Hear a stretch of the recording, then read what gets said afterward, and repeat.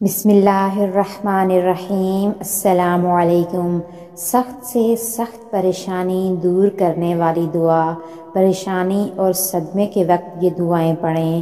یا حی یا قیوم برحمتک استغیث، اے زندہ اے قیوم میں تیری رحمت کے ساتھ مدد کا طلبگار ہوں۔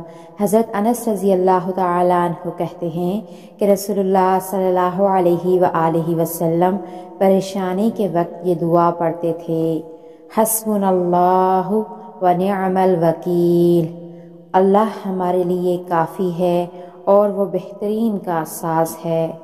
دوسری دعا یہ ہے، لا الہ الا انت سبحانک انی کنت من الظالمین، استغفر اللہ ربی من کل ذنب و اتوب الیہ۔